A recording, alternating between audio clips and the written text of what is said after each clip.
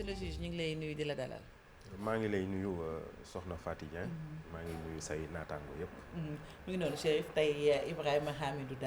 Dème dañuy dalal mu jiite itam mouvement ensemble. waaw mouvement ensemble la jiite moom Ibrahima Hamidou Dème nekkoon ancien magistrat ndax loolu moo nekkoon kon liggéeyam laata muy démissionné ci at yi ñu weesu loolu nag li tax bokk na sax li tax ñu gën ko fii invité mbax fan si justice bi bari na coow trop bu Sénégal ndax greffier yi ñi ngi grève waa UMS tamit ñi ngi bras de fer ak seen kilifa ndax rek kenn ci ñoom bin affecté ci ay conditions yoo xamante ne ànduñ ci te justice ku ne xam na ni bañ nañ ko ba doon koo considéré comme pouvoir sax fii ci Sénégal. Pour la petite histoire monsieur Ibrahima Dème mi greffier la njëkk a nekk laata muy nekk magistrat ndax membre fondateur bu SYTJUST la.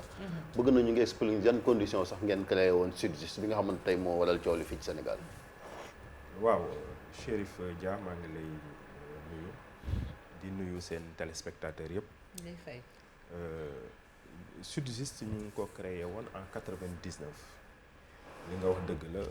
bokk naa ci juróom-ñetti nit. yi bokkoon ci comité de pilotage bi créé woon syndicat bi ñu koy créé nag greffier yi amical la ñu amoon justice musul am syndicat benn moment nag liggéeykatu justice yi am ay jafe-jafe kooru greffier yi aussi di rajeuniru benn moment ñu sentir nécessité teg fa syndicat parce que ñëpp dañoo jàppoon ni justice warul am syndicat mais pour les travailleurs qui n'étaient pas magistrats benn texte opposé wul woon pour ñu def syndicat looloo taxoon en 99 ñu teg syndicat boobu moom mooy premier syndicat ci milieu de justice. lan moo taxoon ngeen trouvé nécessité créer syndicat bi. gis nga li nga xamante ni moom la travailleur de la justice yi te ñu ci gën a ràññee mooy greffier yi. li ñuy xeex pratiquement loolu moo nekkoon xam nga syndicat moom première vocation moom mooy mu défendre les intérêts social et moraux matériels et moraux des travailleurs benn moment justice mu doon ñëpp nag xam nga un peu avant 2000 justice dafa nekkoon ci ay conditions yu métti magistrats yeeg yeneen fonctionnaires yi bon c'était la réalité dans la fonction publique mais nag condition de précarité yi amoon ci travailleur de la justice dafa jéggi woon dayo ñu créé ko xeex ci ba mu am lu mu jur parce que dama lay jox benn exemple rek magistrats yi dañ leen joxoon indemnité de judicature en 97 greffier bi nga xamante ni moom mooy nekk ak magistrat amul benn acte bu muy def ci greffier bi toog mooy assister magistrat yi ñooy authentifier aussi leurs actes ñu ne loolu yenwul maanaam magistrat su toogee audience ba 3 heures du matin parce que boobu daan nañu jël audience ba bët set greffier bi dafay toog donc ñu xool ñu ne ñun tamit waroon nañu am indemnité de judicature ba ñu tuddee ko indemnité participation à la judicature boo xamante ni finalement am nañ ko en 2002 donc xeex yooyu la woon il y avait aussi des problèmes ci statut yi parce que malheureusement greffier yi amuñu woon benn perspective pour dem ci hiérarchie A ci seen corps loolu tamit nekkoon xeex boo xamante ni récemment la aboutir léegi nag sooy xool li greffier yi ak travailleurs de la justice yi di xeex pratiquement loolu la mooy def nañu ay revendications yoo xamante ni ëpp na presque 20 ans ba mu aboutir ci côté statut loolu ñu xaatim ko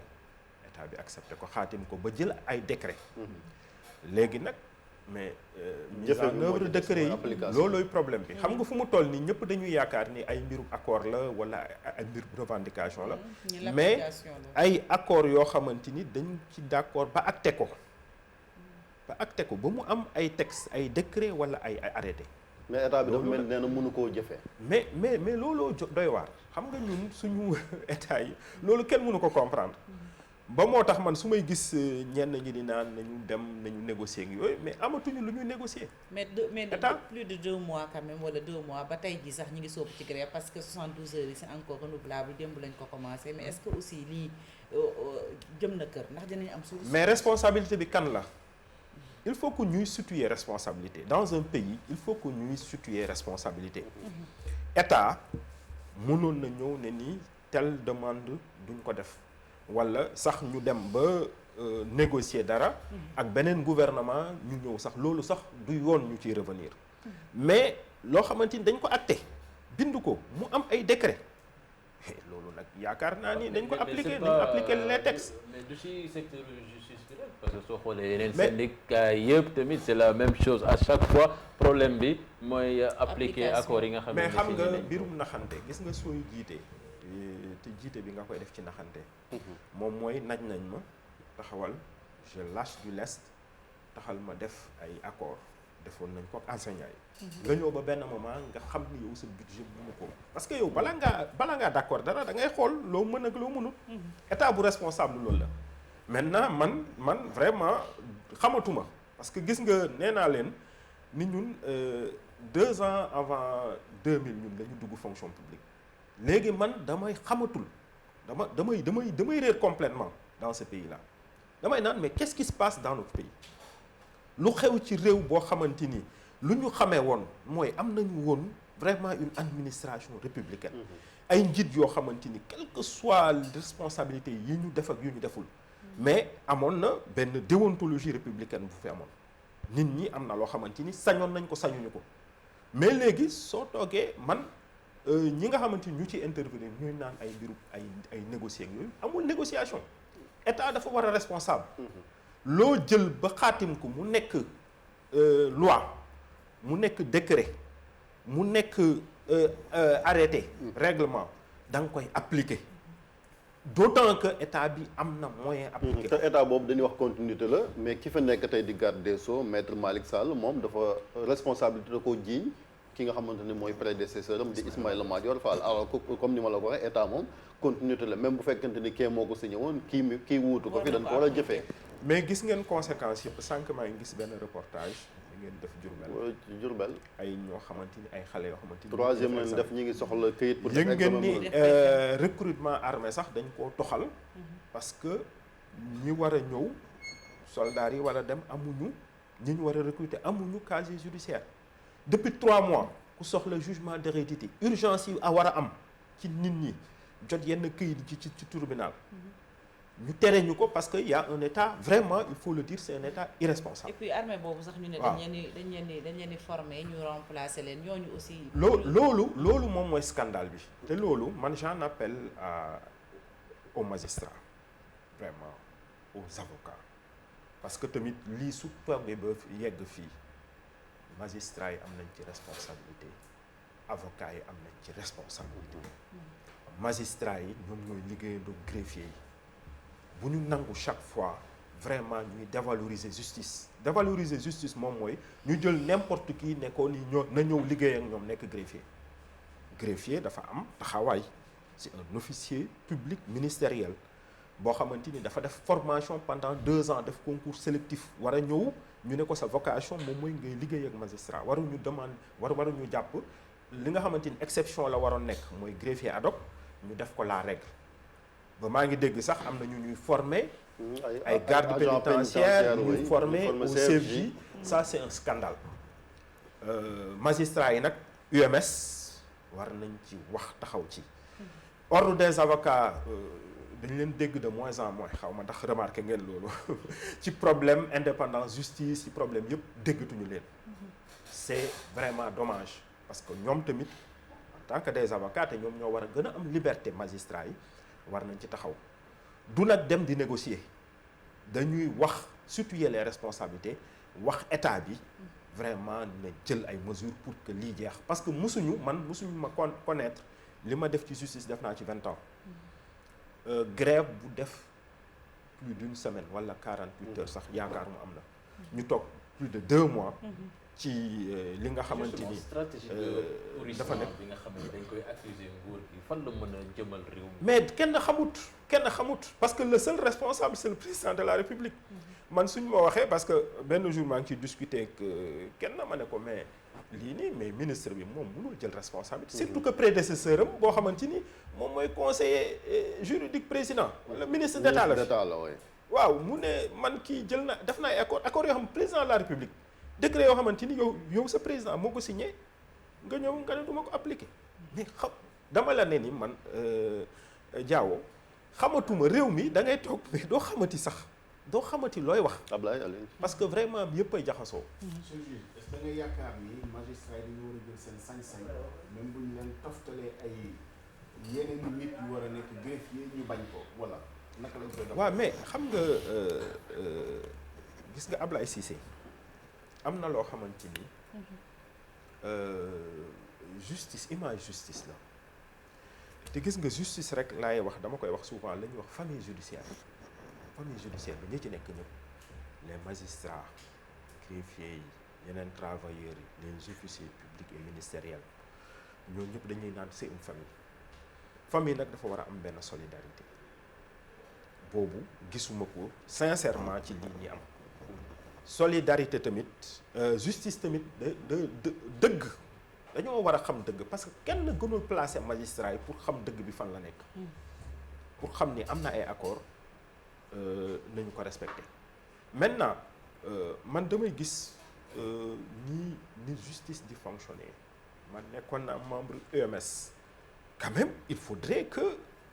même ci yeneen question d'indépendance de la justice que vraiment que les voix soient plus audibles quoi dégguñu leen que nit ñi taxaw wax ne vraiment ça n'est assez vraiment lu ëpp day tuuru question yi yëpp dafay wane ni que fu mu toll nii état c'est un état irresponsable mais devant aussi des agents des fonctionnaires des magistrats des avocats des officiers mais foofu qui l'aide ñu ngi koy dimbali ci irresponsabilité boobu léegi li ñu gisoon mooy yaa ngi wax sànq solidarité boobu dafa mel ni xawoon naa tàggatee ba xëy na sax temps yi ñi ngi commencé àndaat ci ba ministre bi laalee fu nekk ci ñaari parti yooyu parce que gis nañ ni président tribunal bu Fatick mi ngi doon sax jox demande d'explication kii jiite SYTJUST ne dafa def abandon de poste ba ni xalaat ay radiation moom tontu woon na UMS génn moom it ñaawlu ne dafa attaque kenn seen collègue ba est-ce que loolu aussi du gën a faciliter le tâche bi ñi nga xam te mooy exécutif bi. waaw c'est malheureux su fekkee ni exécutif bi dafay mën a utiliser magistrat yi vraiment parce que secrétaire général SYTJUST dañoo ne dafa abandonné poste depuis 8 ans. su fekkee léegi lañ ko constaté c'est très grave vraiment su fekkee léegi lañ ko constaté c'est très grave loolu rek di wane ni que gis nga nit ñi nañu gën a gis nga justice ñun certes jóge nañu fa mais dañuy chaque fois amul milieu bu ko ëpp importance man dama koy wax te nit ñi suñu xoolee liñ fiy jooy lépp ci réew mi lépp lu ñu fiy jooy ñu xool fan lañ ko war a saafare su fekkee génn na justice rek dana ma jaaxal donc nit ñu taxaw justice bu indépendante di nit ñi nga xamante ni xam nañu la lu tax ñu teg leen fi man daal loolu laay appelé ñu ñaan nag que grève bi ci boppam ñu def suñu kéemtalaay kattan ba mu jeex l'État doit prendre ses responsabilités le chef de l'État vraiment war na taxaw ci lii parce que lii c'est vraiment un scandale. li ñuy fissuré wu na quand même dans la famille judiciaire nekk nga ci ñaari greffier magistrat léeg-léeg ñu gis greffier yi yëkkati revendication yoo xam ne dañuy joxoñ sax magistrat yi ci par exemple fonds yi nga xam ne bëgg nañ ko war nañ ko séddoo te muy de droit pour magistrat yi greffier yi ne liggéey bi ngeen def moom la ñuy def war nañ ci am magistrat yi léeg-léeg di am incident yoo xam ne duñ jàppale greffier yi comme ci seen xeex bi avocat yi naka noonu est-ce que yaakaar nga ni fissure te am na ci ak est-ce que famille judiciaire la ba léegi est-ce que ñoo bokkandoo lu ñuy bëgg. waaw ci problème bi moom vraiment man comportement yeneen corps yi jaaxal na ma ci. ils doivent faire preuve de plus de solidarité mais fissure moom yaakaaruma ni am na waaw dañu def preuve de plus de responsabilité c'est dans l'intérêt de tout le monde. li nga xamante ni moom mooy dëgg moom mooy yoon nit ñi respecté ko man je pense que loolu. ñëpp fu ñu mën a àndee mooy ci dëgg ci yoon surtout nag su fekkee ci milieu judiciaire la ñu nekk waaw des gens qui sont appelés ñoo xamante ni vraiment ñoom la ñu yaakaar ñoom ñoo gën a xam ci indépendance justice boobu leen bëgg a taxaw parce que am na beneen problème mooy fii bii pa moom UMS ñoo am jafe-jafe ak seen kilifa ndax kenn ci ñoom muy président tribunal Podor bi nee nañ dafa inculpé benn kilifa diine gars yi teg pression ne ko libéré ko mu bañ ba affecté nañ ko mu toll nii waa UMS neen sax dañuy saisir cour suprême jël na ni avocat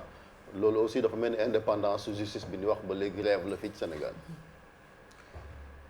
xam nga question yooyu dama ciy dellu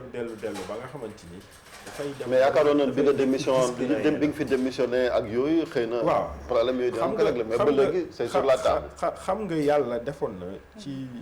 wóolute magistrat yi man nekkoon membre conseil supérieur de la magistrature bi ma ciy génn ci genre problème yi la parce que mbir yi dafay dellu te dañ koy regretter du ni waxoon nañu ko mais dañuy regretter parce que suñ ciy defee benn acte ñun yaakaaroon nañu dana am lu muy jur te dañoo jàpp ni justice bi dafa war a évoluer nit ñi war nañ ci nag ñun nag toutes les forces sociales ñun yéen journalistes yi yeneen ñëpp xam ni justice place am bi mu am ñu bàyyi ci xel parce que su fekkee ni nit ki àttekat war na mën a su yoree benn dossier di tiit ne man su ma jëlee dossier bi lan mu ci mën a dal amul protection ci sa corps amul protection ci yow ñi nga xamante ni ñoom nga tànn nga ne toogal leen ma conseil supérieur de la magistrature parce que le président de l'UMS dafay nekk en même temps membre du conseil supérieur ñun maag moom lañ fa falandoo mais en réalité il faut que le ton qu'on hausse le ton plus que ce soit plus fort parce que mënuloo toog pendant 4 ans mandat 4 ans la ñu amoon man 7 mois laa fa dem ma xam ni lii mënul ma dem sama yoon wax dëgg yàlla man parce que suñ la wóoloo teg la dara. nga xamante ni mënoo. président UMS dafa defut liggéeyam. ñuy def nguur gi di def lu ko neex. mais nga jël say responsabilités. ci naka ou bien nga wax wala nga jëf. ci naka. mais nga jëf lan lañ fay am nañu ay moyens de rétorsion magistrat yi taxaw vraiment wax ci. parce que kii xam nga juge la comme ni nga ko nekkoon moom sax du procureur boo xam ne mën nañu koo toxal te nee nañ sax ci consultation à domicile. ci consultation à domicile la loolu moo tax mu gën a grave. consultation à domicile moo tax mu gën a grave man parce que man bi may njëkk a démissionné man damaa bàyyi lettre. bàyyi fi bind lu tax parce que consultation à domicile yi moom lañ defoon la règle. xam nga suñu demee nag gis nga at yii nii gis nga règle yi amoon yëpp ci république. su fekkee dañu koy teggi di teg leneen ñëpp di ko nangu ñuy dem ba dañ koy banaliser léegi danañu dem ba suñ koy continuer danañ dem ba dañuy jël yeneen mesures yu gën a grave mais dañ koy banal dañu ne lii de amoon na fi waxuñu dara donc man loolu daal nañ ci bàyyi xel bu baax a baax dañuy dugg ci beneen fànn xam naa ne léegi kii bi jot homme politique nga gis nañ ni ñu bari jamono ji dañoo jàpp ni politiciens yi daal dafa mel ni dañoo déserter terrain bi bàyyi chef de l'État moom kese muy doxal bien vrai que joxoon nañ ko fi ordonnance ci xeexum Covid bi déjà yow naka nga gisee gestion ci épidémie bi ci jamono ji ñu nekk nii est-ce que l'État gère la situation ou bien y a un laisser-aller. mais Diaw kan la ñu fal kan moo nee woon fal leen ma su ngeen ma falee ma teg réew mi ci yoon ma jël ay décisions ma gérer seeni mbir comme ni ma ko war a gérer quand même il faut que ñu xam nit ñi mais c'est le chef de l'État te dafa am leneen loo xamante dafa am solo mais su fekkee nit ki dafay gérer lu sensible la xam nga mbirum mbas mi dafa sensible ñeneen di taxaw di waxee neneen mais dañu naan ni mais mën na gêner sax li nga xamante ni état ba nga koy def ñun lu ñu mën moom mooy def ay contribution ñun particulièrement ci suñu mouvement am na ay 4 contributions yoo xamante ni personnellement man def naa ko sama page Facebook depuis pas mi commencé ñuy contribuer dañoo dawal weer ñu évaluer ne nañu yokk nombre de tests yi ku dem suñu page Facebook gis nañ ko pour ñu xam mbir mi fan la nekk ñu mën koo riposte bi ñu gën koo cibler loolu la ñu mën état bi dégg peut-être que ñun notre voix n'est pas très audible. mais seen région ba Thiès mbas moom mooy presque 2e région bi nga xamante ni moom la Covid bi gën a laal. waaw mais Thiès aussi am na benn réalité Thiès ni mu jegee Dakar Thiès tamit c'est la 2e région la plus importante. très bien waaw ñu des sax ba tey ci diwaanu Thiès ak leneen muy lu jëm ci wàllum foncier gis nañu ni taxawaloon ngeen benn kuréel boo xam ne collectif sax pour aar nga xam ne ñoo fa nekk ak seen suuf mais bradage bi day wéy ba léegi parce que da ngeen ne woon da ngeen introduire ay mbir ci yoon ak yooyu mbir moom fan la toll. waaw léegi gis nga su ma delloo ci mbiru Thiès bi rek ci mbiru foncier bi dafay dellu rek ci li ma lay wax nii man dama toogoon ma jaaxle lool benn jour dañoo toog il y a 10 mois ñuy défendre suñu espace vert fi ñu dëkk jeunes yi di ko défendre finalement ñu dem ba benn moment man ma impliqué wu ci ñu taxaw ci benn jeune ñu jël jeunes yi nga xamante ni Descos ñëw liñ fa defoon suñu espace vert niñ ko aménagé Descos ñëw dindi ko dagg ko avec la mairie de Thiès lu extraordinaire ñu jàpp lendemain bi am jeunes yi luñ fa defoon jeunes yi dindi ko ñu ñël jàpp jeunes yi benn jeune posé ma benn question boo xamante ni loolu mais daf ma ne mais grand kan mooy suñu recours fu mu toll nii man sentiment boobu moom laa am fu mu toll nii réew mi da ngay toog ay paradoxe la ñu nekk xam nga soxna Fati am na lu jàll journalistes yi relais wuñ ko bu baax mais man daf ma intéresse mooy la journée de l'arbre une semaine avant ci conseil des ministres président annoncé na ko wax yenn mesures yu ñuy jël wax ni day recruter ay agents lu am solo la ci réew mu wax ni dañoo war a def reforestation ak reboisement réew mi forêt yi dañ ko war a loolu lu baax a baax la ak permis de construire sax mais mu dem sax ba ne conseil des ministres bi paax léegi sax ku ñuy délivrer acte administratif sooy tabax sax sa kër da ngay wax ni yow ñaata garab nga fay def mais loolu suñ koy wax nañu dem Thiès mais est-ce que ñoom urbanisme wala ministère de l'environnement xanaa amuñu ay services biir Thiès xanaa ministère de l'intérieur ñi ko représenté Thiès xanaa les services des impôts et domaines xanaa nekkuñu Thiès xanaa man dama xamul ban réew laa nekk parce que chaque semaine man ñu woo ma ci ay quartier Thiès yoo xamante ni nit ñi dañuy naan suñu espace vert la ñu bëgg a préserver en Ngent extension mu ngi nii dañ ma woo am policier bu ñu jox kër muy tabax ci seen espace vert wetu télévision mais benn télévision locale bu fa nekk Prestige ku ko dem mu ngi tabax ay terrain Japon démb seen terrain de foot jeunes yi dañuy kii parce que seen terrain de foot la ñu nangu jox ko ay nit mais mairie bi la man je persiste c'est le non xam nga yenn yi yéen aussi demandé leen seen correspondants régionaux yi wala bon seen correspondants régionaux yi aussi da ngay waaru parce que man maa ngi suivre yëpp il faut que aussi nit ñi responsable non ñun ñu ngi def seen liggéey looy jiñ journaliste pas de corporatisme gis nga problème bi fépp la nekk pas de corporatisme non dama gis dem leen defi reportage dem leen yéen ngeen defi reportage ngeen dem defi reportage ci foncier Thiès bi da nga am lu ngeen gis lu doy waar. yow jiñoon nga ci ay journalistes mais taxawal man je suis très man du ma waxantu nee naa la bi ma leen waxee lan la ñu wax après dañoo am suñu coopérative lan laa wax ay terrain yoo xamante ni dañ ko désaffecté illégalement ay terrain yu ñu jël ci ay nit. jox ko kan ñu joxaale ci ay journalistes dañ ko weddi. gis ngeen seen communiqué dañoo wax ni dañoo am coopérative. coopérative boo xamante ni dañ koy jox yow ñu jël terrain jàmbur jox la ko sa coopérative quand même. On est dans quel pays gis nga les responsabilités il faut qu'on les situe partout partout ce pays là du ñu jiite rek de les problèmes sont partout il faut que ñu identifier ko léegi man lu ma ciy bëgg a wax. yow leer na nga doon ci journaliste yi ba xam ci yan condition la leen joxee parce que.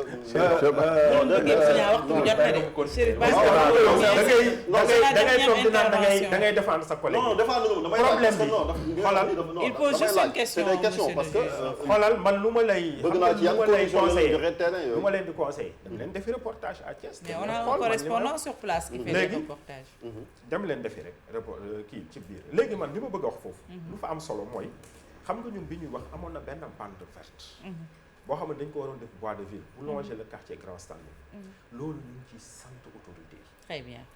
parce que non bàyyil ma daaneel. waaw mais da ngay daaneel rapidement parce que waxtu bi daf ñëw dab. soulever foofu. bi ñu ko waxee suspendre nañu les travaux ñu ngi fay sant yàlla mais nag les espaces verts. espaces verts yi ñu ngi koy jaxatee receveur des domaines bi ak service technique yi. jërëjëf ministère de l'urbanisme boobu. Merci. parce que gis nañ ko il est très actif. dafa yóbbu ay services am. très ñu bien xool li fa xew. jërëjëf ñu doon dalal dañuy woote wàllu nag. jërëjëf Ibrahima Hamidou Dème lañ doon dalal mu Merci. jiite mouvement ensemble léegi dañuy dem allo présidence.